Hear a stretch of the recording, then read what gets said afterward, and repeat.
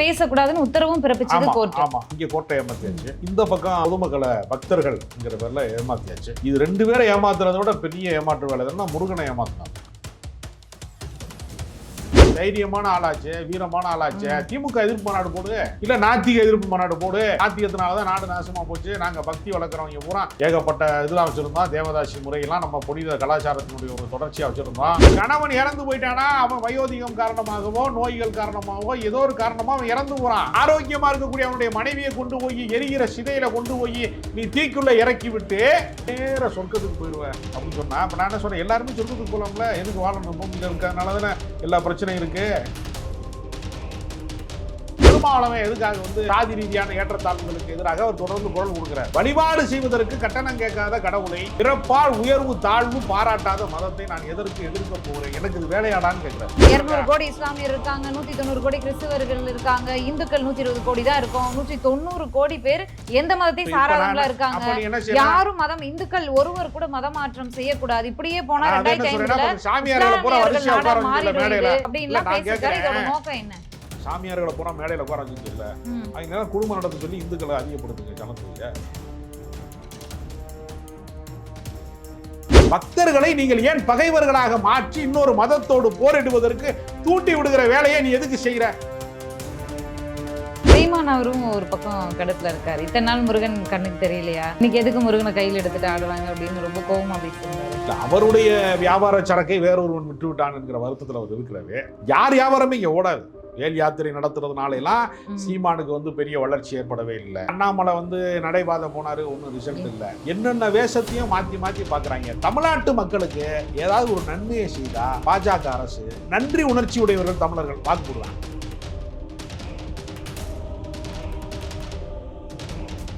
நேயர்களுக்கு வணக்கம். நிகழ்ச்சியில் சிறப்பு விருந்தினராக அரசியல் விமர்சகர் ராஜகம்பீரன் இணைந்திருக்கிறார். பேசலாம். வணக்கம் சார், எப்படி இருக்கீங்க? நல்லா இருக்கேன். ஓகே, நேற்றே காரசாரமாக பேசியிருந்தீங்க. இருந்தாலும் நம்ம ஆடியன்ஸுக்காக மதுரையே குலுங்க முருகன் மாநாடு நடந்திருக்கு. அதுவும் ஒரு இந்து மக்கள் கட்சி ஏற்பாடு பண்ணிய நிகழ்ச்சிகள்லாம் வழக்கமாக கலவரத்தில் தான் போய் முடியும்னு திமுக கூட்டணி கட்சியினர், திமுக காரவங்க, ஆப்போசிட்டுக்கு எல்லாருமே விமர்சித்தாங்க. ஆனால் அவ்வளோ அமைதியாக அந்த மாநாடு முடிஞ்சிருக்கு. மாநாடை எப்படி பார்க்குறீங்க, அந்த சிறப்பான மாநாட்டை? இது ஒரு ஆன்மீக மாநாடு என்று அவர்கள் அறிவித்தார்கள். கோர்ட்ல போய் என்ன சொல்றாங்கன்னா, நாங்க ஆன்மீகம் தான் பேச போறோம், ஆமா, முருகனை பத்தி தான் பேச போறோம் அப்படி சொல்லி அனுமதி வாங்கிட்டாங்க. இந்த பக்கம் ஆளை திரட்டுறதுக்கு எல்லா ஊருக்கும் வேனை அனுப்பி ஒரு ஆன்மீக சுற்றுலாவுக்கு போகலாமே அப்படின்னு பெண்கள்கிட்ட எல்லாம் அறுபடை வீடுகளை எல்லாத்தையுமே முருகனை தரிசிப்பதற்கு ஒரே இடத்துல பார்க்கலாம், தனித்தனியா அலைய வேண்டிய அவசியம் கிடையாது. அதனால முருகனை தரிசிப்பதற்கு ஒரு வாய்ப்பு இருக்கிறது. ஒரு ஆன்மீக சுற்றுலா மதுரை வரைக்கும் போயிட்டு கோயிலை சுற்றி பார்த்துட்டு வந்துடலாம். வேன் அனுப்பிடுவான், சாப்பாடு போட்டுருவான், செலவு கொடுத்துருவான், எல்லாம் பண்ணிடுவான், வந்துரு சின்னத்தா பெரியத்தா எல்லாமே வந்துடும் சொல்லி கிராமமா போய் ஆளுகளை கொண்டுருக்காங்க. ஒரே நேரத்தில் ரெண்டு பேரை ஏமாத்திக்காங்க. ஒன்று கோர்ட்டை ஏமாத்தினது, ஆன்மீகம் அரசியல் பேசக்கூடாதுன்னு உத்தரவும் பிறப்பிச்சது கோர்ட். ஆமா, அது ஒரு பக்கம் அங்கே கோர்ட்டை ஏமாத்தியாச்சு. இந்த பக்கம் பொதுமக்களை பக்தர்கள்ங்கிற பேர்ல ஏமாத்தியாச்சு. இது ரெண்டு பேரை ஏமாத்துறத விட பெரிய ஏமாற்று வேலை தான் முருகனை ஏமாத்தினார். முருகனை? ஆமா, தமிழ் கடவுள், ஆமா, தமிழருடைய பண்பாட்டு சின்னம், தொன்மையாக இருக்கக்கூடிய கீழடியினுடைய நாகரிகத்திற்கு அகழாய்விற்கு பணம் ஒதுக்காம அதை அங்கீகரிக்காம அதற்கான அந்த தொல்லியல் ஆய்வாளரை இடமாற்றம் செய்தது முருகனுக்கு செஞ்ச துரோகம் தானே. அது வேற என்ன துரோகம்? தமிழர் பண்பாட்டு நாகரிகத்தை இல்லாமல் செய்ய வேண்டும் என்று நினைக்கக்கூடிய இவர்களுடைய முயற்சி எதை நோக்கியது? அப்ப இருமொழி கொள்கையை நாங்க ஏற்க மாட்டோம், மும்மொழி கொள்கையை திணிக்கிறோம். அப்ப தமிழுக்கு ஆபத்தான விஷயங்களை, தமிழர்களுக்கு ஆபத்தான விஷயங்களை எம்பெருமான் முருகன் எப்படி ஏற்றுக்கொள்வார்? முருகனுக்கு எதிரான மாநாடு தான் அது. சரி, அதுல பேசுறீங்க, சம்காரம் செய்யணும், அரக்கனை எல்லாம் வதம் செய்தாரு அப்படின்னு சொல்லிட்டு அந்த அரக்கன் யாரு அப்படின்னு சொல்றதுக்கு நீங்க ஏன் சாடமாடையாவே பேசுறாங்க எல்லாருமே? என்ன கேட்கிறேன், நீ தைரியமான ஆளாச்சு, வீரமான ஆளாச்சு, திமுக எதிர்ப்பு மாநாடு போடு, இல்ல நாத்திக எதிர்ப்பு மாநாடு போடு. நாத்திகத்தினாலதான் நாடு நாசமா போச்சு, நாங்க பக்தி வளர்க்குறவங்க பூரா அப்படி செழிப்பமா வச்சிருந்தோம், உலகத்தை ஊர் உலகத்தையெல்லாம் அப்படி செழிப்பமா வச்சிருந்தோம், தமிழ்நாடு அப்படி கொலிக்க வச்சிருந்தோம். நாங்க அதுக்கு முன்னாடியே ஏகப்பட்ட இதெல்லாம் வச்சிருந்தோம், தேவதாசி முறையெல்லாம் நம்ம புனித கலாச்சாரத்தினுடைய ஒரு தொடர்ச்சியா வச்சிருந்தோம், எத்தனையோ குருகுணம் வச்சிருந்தோம், யாரையும் படிக்க விடாம வச்சிருந்தோம், குருகுலத்துல பெண்களை வீட்டோட முடக்கி வச்சிருந்தோம், குழந்தை திருமணம்லாம் நம்ம பண்பாட்டினுடைய அடையாளம், நம்மளுடைய நாகரிகம் தான் அதுவே, நம்ம மதம் அதை தான் போதிக்குது. குழந்தை திருமணம் செஞ்சு வச்சான். 3 வயசுல திருமணம் நடந்து 7 வயசுல விதவையான பெண்களுடைய எண்ணிக்கையெல்லாம் பெரும்பகுதியாக இருந்தது. எல்லா வீடுகள்லையுமே மொட்டை பாப்பாத்தி ஒன்று இருந்தாங்க. அந்த வார்த்தை இன்றைக்கு வந்து நடைமுறையில் அழிந்து விட்டது. பெண்களுக்கு எதிரான சொல்லாக இன்றைக்கு பார்க்கப்படுகிறது. அதற்கெல்லாம் என்ன காரணம்? இந்த மதத்தின் பெயரால தானே உடன்கட்டை ஏறுகிற வழக்கத்தை நீங்க நடைமுறைப்படுத்தினீங்க. ஒரு கணவன் இறந்து போயிட்டானா அவன் வயோதிகம் காரணமாகவோ நோய்கள் காரணமாகவோ ஏதோ ஒரு காரணமா அவன் இறந்து போறான்.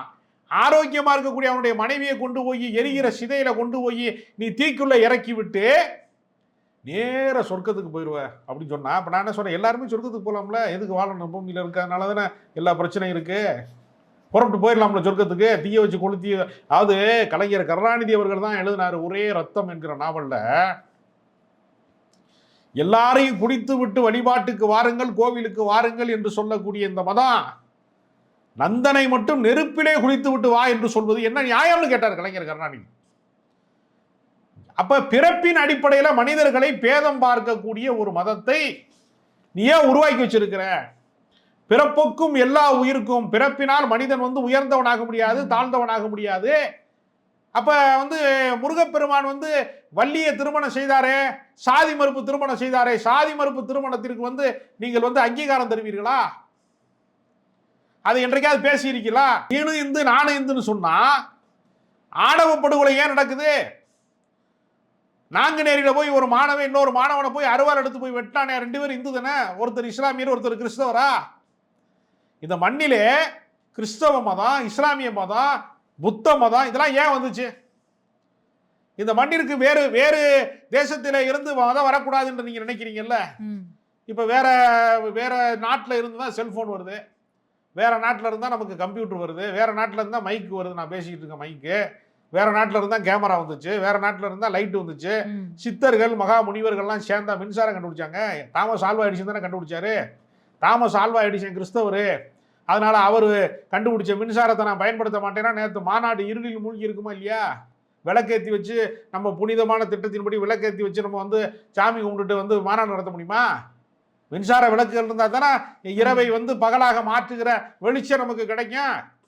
அப்போ இந்த உலகத்தில் இருக்கக்கூடிய எல்லா விஞ்ஞான கண்டுபிடிப்புகளும் 80% கிறிஸ்தவன் கண்டுபிடிச்சிருக்கான்.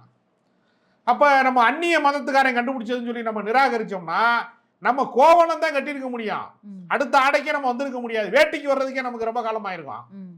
அப்ப நவநாகரிக இந்த உலகத்தினுடைய மாற்றத்தை யாராலும் அறிவியலை வந்து தடுத்து நிறுத்த முடியாது. அறிவியலுக்கு எதிராக பேசுவது. நீங்க கன்னியாகுமரி மாவட்டத்தில் பெண்கள் வந்து அந்த மேலாடை அணியக்கூடாது, மார்பு துணி அணியக்கூடாது என்று சொன்னதற்காக நடந்த போராட்டம், அந்த பெண்களுடைய உரிமை சார்ந்த போராட்டம், தோல்சீலை போராட்டத்தை கிறிஸ்தவ மிஷனரிகள் நடத்துனாங்க. அதுக்கு நன்றி தெரிவிக்கிற விதமாகத்தான் கன்னியாகுமரி மாவட்டத்தில் இருக்கக்கூடிய ஒரு அத்தனை பேரும் கிறிஸ்தவர்களாக மாறினார்களே தவிர உரிமைக்காக மாறினாங்க. இவன் கொச்சப்படுத்துறதுக்கு என்ன சொல்றான், ரொட்டிக்கு மாறினாங்க, கேக்குக்கு மாறினாங்க, பிரியாணிக்கு மாறினாங்க என்ன சொல்றான். சரி, ஒருவேளை அது உண்மையினே வச்சுக்கிடுவான். பிரியாணிக்கு மதம் மாறுறான், ரொட்டிக்கு மதம் மாறுறான், கேக்குக்கு மதம் மாறுறான் சொன்னதெல்லாம் உண்மைனா நீ அதை கொடுக்காம வச்சிருந்துங்கிறது ஒத்துக்கிறேன்னு தானே அர்த்தம், அவனை பட்னியா போட்டு தானே அர்த்தம். அப்போ இவனுடைய நோக்கம் என்னன்னா, நீ சமத்துவத்தை உறுதி செய்யணும்ல. ஊர் வேறாக இருக்கிறது, சேரி வேறாக இருக்கிறது. மனிதர்களை பிரித்தாளக்கூடிய சூழ்ச்சியை வந்து நீ மதத்தில் வச்சிருக்க. அப்புறம் இந்துக்களிடத்திலே தீண்டாமையை ஒழிக்கணும் அப்படின்னு வன்னியராஜன் ஒருத்தர் RSSனுடைய தென்னிந்திய அளவில் இருக்கக்கூடிய ஒரு தலைவர் பேசுறாரு. தீண்டாமையை நான் தீண்டாமையை ஒழிக்கணும். சரி, தீண்டாமை உற்பத்தி செஞ்சது யாரு? சரி, தீண்டாமை ஒழிப்புக்கு நீங்க நடைமுறையில் என்ன செயல் திட்டம் வச்சிருக்கீங்க?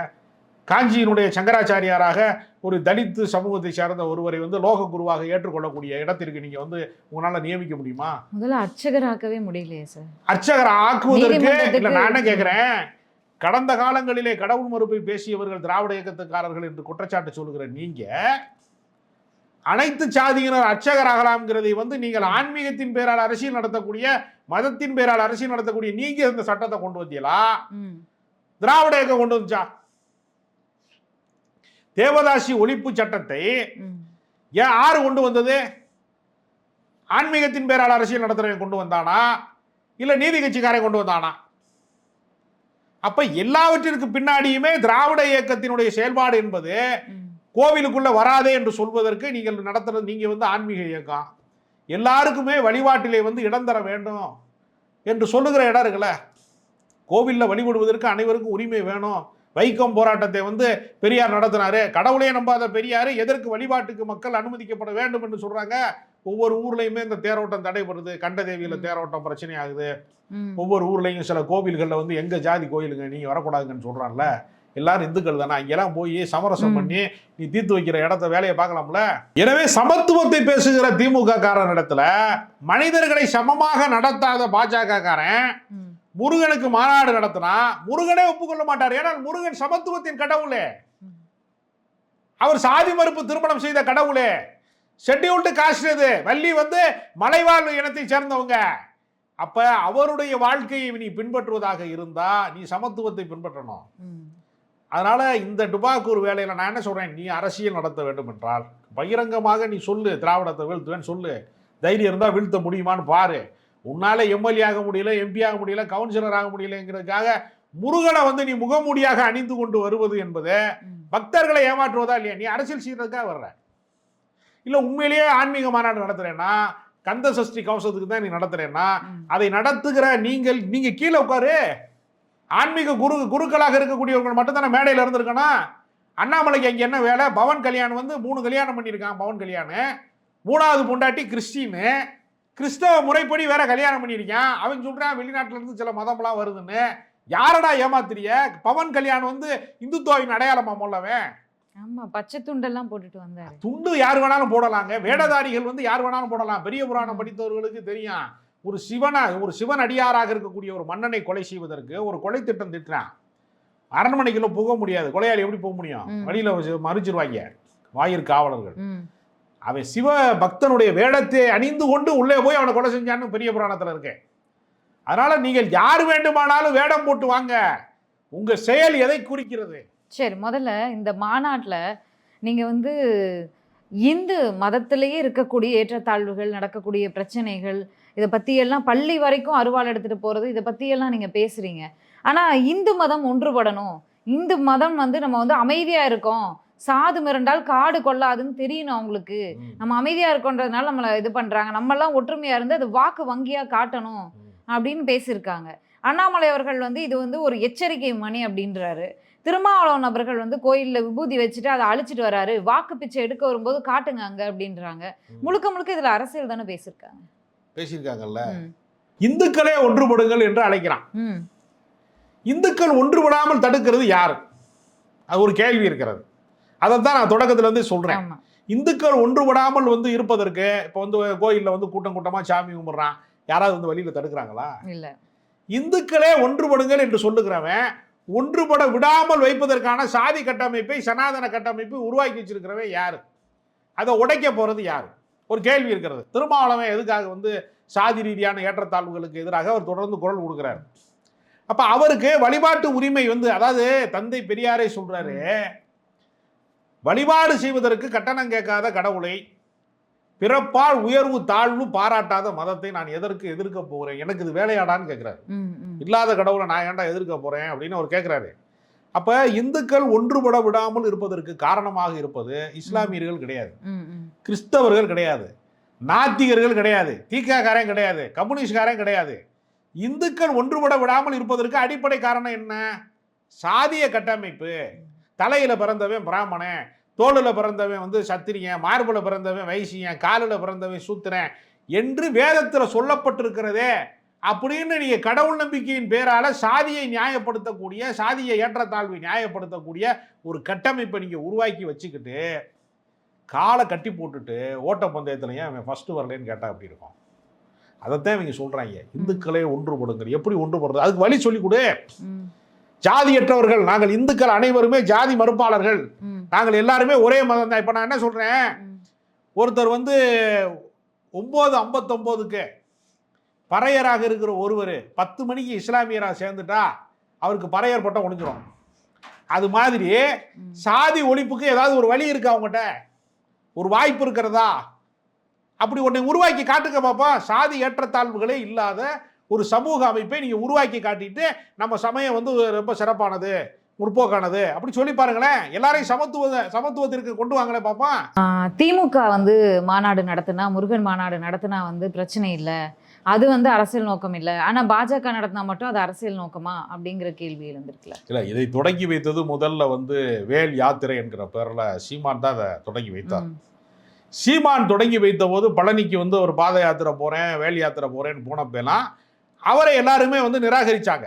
இவர்கள் யாரும் ஏற்றுக்கொள்ளலை. ஏன்னா நம்மளுடைய பக்தியை காட்டி தான் நம்ம வந்து இந்த ஓட்டு வாங்கிக்கிட்டு இருக்கோம், பாஜக பக்தியை காட்டி தான் வந்து வாக்காளர்களை வந்து இம்ப்ரெஸ் பண்ணணும், கவரணும் அப்படிங்கிற நிலைமையில் இருக்கனால அதை எதிர்த்தாங்க. ஆனால் திமுக நடத்திய மாநாடு என்பது ஆன்மீக அறிஞர்களால் நடத்தப்பட்டது. அங்கு ஆய்வு கட்டுரை எழுதக்கூடியவர்களில் இருந்து, தமிழ் அறிஞர்களில் இருந்து, திருமுருகாற்றுப்படையை வந்து வாசித்தவர்களில் இருந்து, பேராசிரியர்களில் இருந்து பல கல்வி பின்புலம் கொண்டவர்களை, அறிஞர்களை கொண்டு வந்து, ஆன்மீக அறிஞர்களை கொண்டு வந்து பட்டிமன்றம் நடத்துறவங்க, கருத்தரங்கம் பேசுறவங்க என்று அறிவார்ந்த செயல்பாடாகத்தான் அந்த ஆன்மீக செயல்பாடு இருந்தது. நடந்துச்சு. ஓட்டு போடுங்க 2026 ஆட்சி அரசியல் பேசப்படல. ஆனாலும் அமைச்சர் சேகர் பாபு முன்னிருந்து அந்த மாநாட்டை நடத்தி இருக்கணுமா? ஏன்னா கூட்டணி கட்சியினரே அதை விரும்பலையே. அது பக்தி என்பதை ஒரு கட்சி எங்களுக்கு மட்டும்தான் சொந்தம்னு சொல்றாங்க. இப்ப நான் என்ன கேக்குறேன், அப்ப திமுக எங்களுக்கு எதிரான கட்சி, பாஜக காரன் இந்துக்களுக்கு எதிரான கட்சி என்று திமுகவை சொல்றான்ல, இந்துக்கள் ஓட்டு போடாம திமுக வெற்றி பெறுமா? 80% திமுகவினர் 80% இந்துக்கள் தான் அப்படின்னு முக ஸ்டாலின் பேசுறாரு. அப்போ அந்த இந்துக்களுடைய வாக்கு இல்ல, அவங்களுடைய வாக்கு டார்கெட் பண்றதுல திமுகவுக்கு ஒரு பங்கு இருக்கா?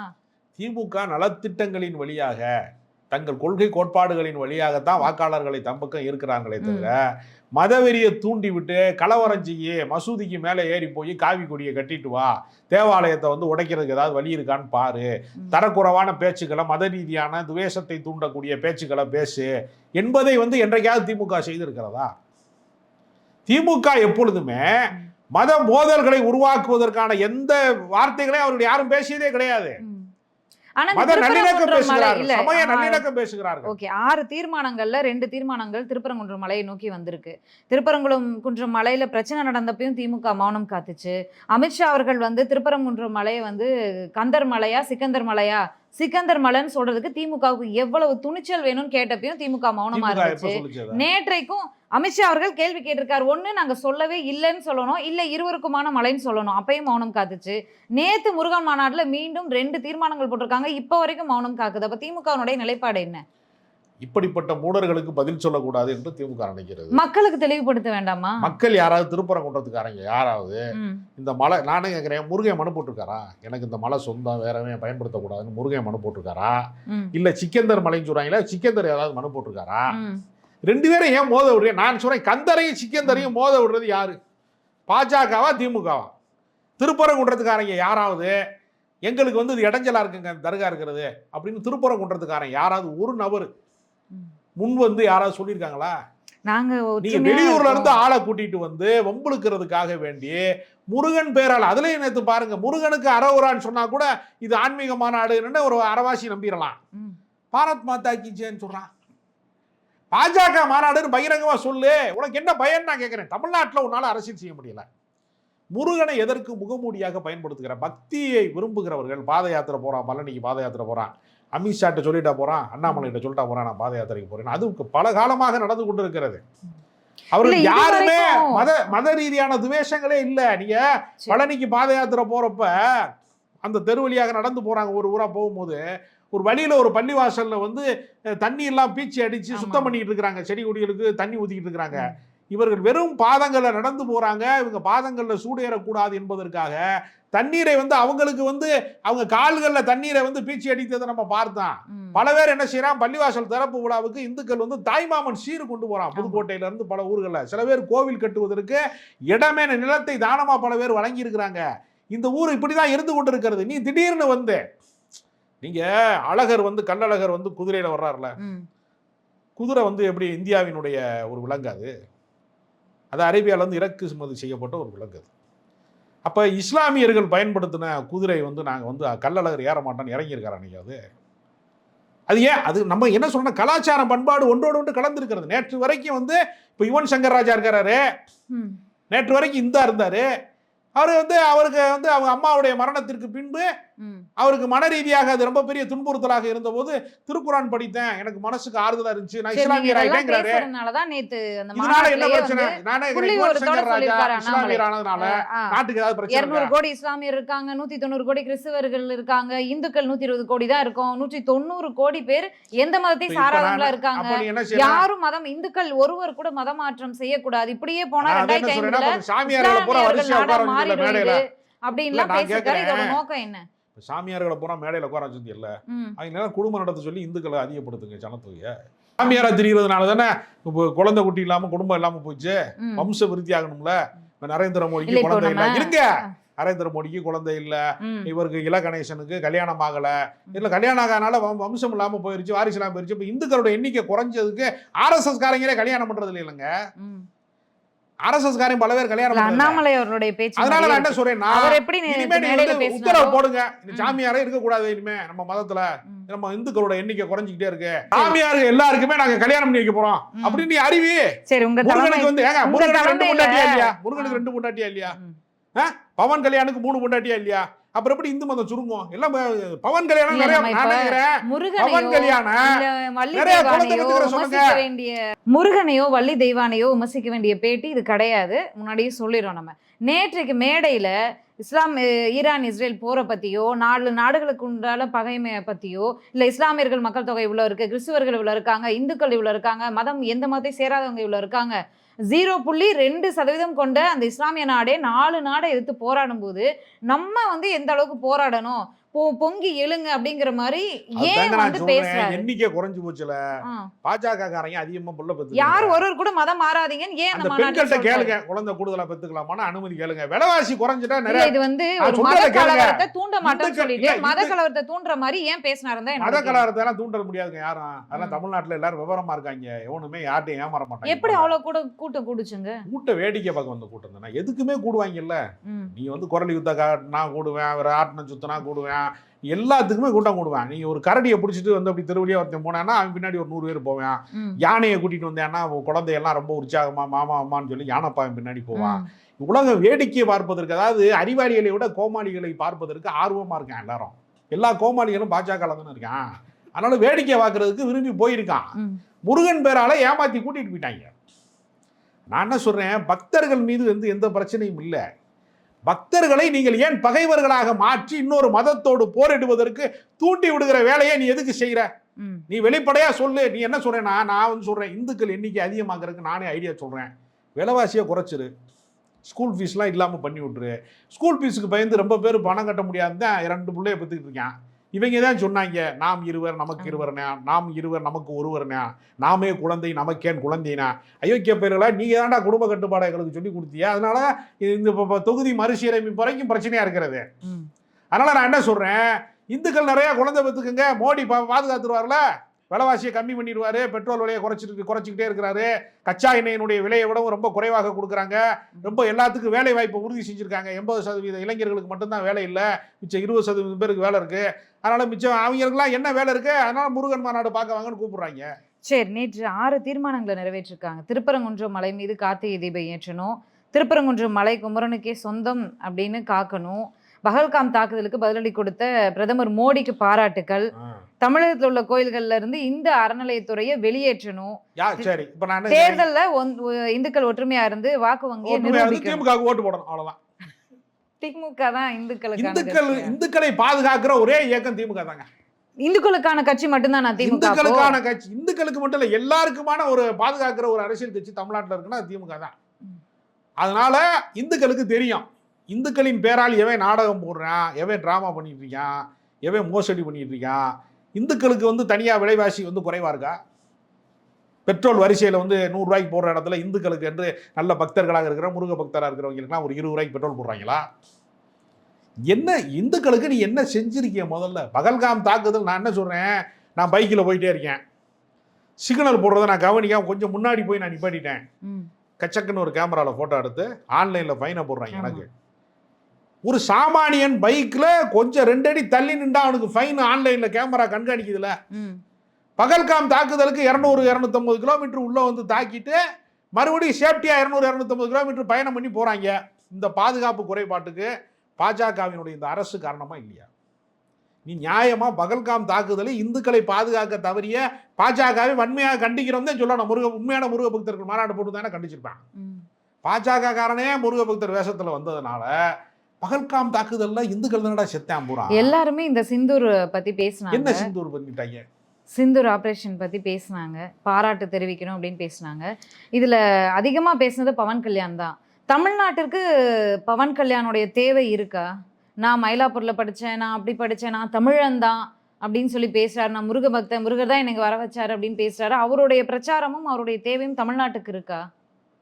தமிழ்நாட்டில் ஏற்கனவே நாட்டாமையா நடித்த சரத்குமாரே பாதி பேருக்கு தெரியல. 2K கிட்ஸ் சொல்கிறேன், யார் இந்த ஓல்டு மேன் அப்படிங்கிறான். நான் இன்னும் 300 வருஷம் ஆகுதுன்னு அடம் பிடிக்கிறான் சரத்குமார். அந்த மாதிரி ஆளை கட்சியில் வச்சிருக்கும் போது கோவில் கட்டாங்க குஷ்புக்கு. தமிழ்நாட்டில் கடவுளாவே மாத்துறதுக்கு ட்ரை பண்ணாங்க குஷ்புவை.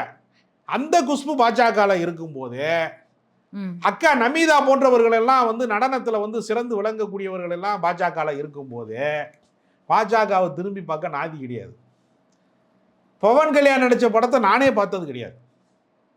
எனவே பவன் கல்யாணம் எல்லாம் காட்டி சீன் போட்டுலாம் வந்து தமிழ்நாட்டில் ஓட்டுவாங்கன்னு நினைச்சா இதை விட காமெடி என்ன இருக்கு? பாஜகவுக்கு ரஜினிகாந்த் டப்பிங் கொடுக்கும் போதே அந்த குரல் எடுபடலை. ரஜினிகாந்த் என்னென்ன சொன்னாரு? துக்குளக் படிச்சவன் தான் அறிவாளி அப்படின்னு சொல்ல சொன்னார். குருமூர்த்தின்னு கூட சொல்லி பார்த்தாரு ஒரு முறை. ஏதாவது எடுபட்டுச்சா? எதுவுமே எடுபடல. அப்ப எவ்வளவோ வேஷம் போட்டு பார்க்குறாங்க, மண்டை மேல இருக்க கொண்டையை மறந்துடுறாங்க. இதுதான் முருக மாநாட்டிலே நடந்து போச்சு. இல்ல, இப்ப இந்த வாக்கு வங்கி வந்து ஒற்றுமையை காக்கணும்லாம் பேசியிருக்காங்க. இந்த முருகன் மாநாடுக்கு கூடிய கூட்டம் வாக்கு வங்கியாக மாறுமா மாறாதா 2026 தேர்தலில்? வாக்கு வங்கி குறையும் பாஜக. ஏன்? என்ன காரணம்னா, ஏமாத்திட்டாங்க நம்மளை கூட்டிட்டு வந்து. முருகன் பேரை சொல்லி ஏமாத்திட்டாங்க. இது உண்மையிலேயே ஆன்மீக மாநாடாகவும் இல்லை, அரசியல் மாநாடாகவும் இல்லை. ஒன்று சாம்பாராக இருக்கணும், இல்லை கருவாட்டு குழம்பா இருக்கணும். கருவாட்டு சாம்பார் வச்சுட்டாங்க அப்படின்னு சொல்லி கடுப்புல இருக்காங்க பக்தர்கள். உண்மையான பக்தர்களை ஏமாற்றி விட்டார்கள். சீமான் அவரும் ஒரு பக்கம் கடுப்புல இருக்காரு. இத்தனை நாள் முருகன் கண்ணுக்கு தெரியலையா, இன்னைக்கு எதுக்கு முருகனை கையில் எடுத்துட்டு ஆடுறாங்க அப்படின்னு ரொம்ப கோபமா பேசியிருந்தாரு. இல்லை, அவருடைய வியாபார சரக்கை வேறொருவன் விட்டு விட்டான் என்கிற வருத்தத்தில் அவர் இருக்கிறாரு. யார் வியாபாரமே இங்கே ஓடாது. வேல் யாத்திரை நடத்துறதுனாலாம் சீமானுக்கு வந்து பெரிய வளர்ச்சி ஏற்படவே இல்லை. ஏற்கனவே வந்து எண்முருகன் வேற நடந்தார் ஏற்கனவே, அதுக்கும் ஒன்றும் ரிசல்ட் இல்லை. அப்புறம் வந்து அண்ணாமலை வந்து நடைபாதை போனார், ஒன்றும் ரிசல்ட் இல்லை. என்னென்ன வேஷத்தையும் மாற்றி மாற்றி பார்க்குறாங்க. தமிழ்நாட்டு மக்களுக்கு ஏதாவது ஒரு நன்மையை செய்தா, பாஜக அரசு ஏதாவது ஒரு நன்மையை செஞ்சா நன்றி உணர்ச்சி உடையவர்கள் தமிழர்கள் வாக்கு போடுவாங்க. ஆனால் வாயில் வடை சுடுற வேலையெல்லாம் வச்சாங்கன்னா அதை விட அறிவாளிகள் அதிகமாக இருக்கிறதுனால தமிழ்நாட்டில் பாஜக இனிமேல் போனி ஆகாது. உங்களுடைய நேரத்துக்கும் கருத்துக்களுக்கும் நன்றி. மீண்டும் சந்திக்கலாம்.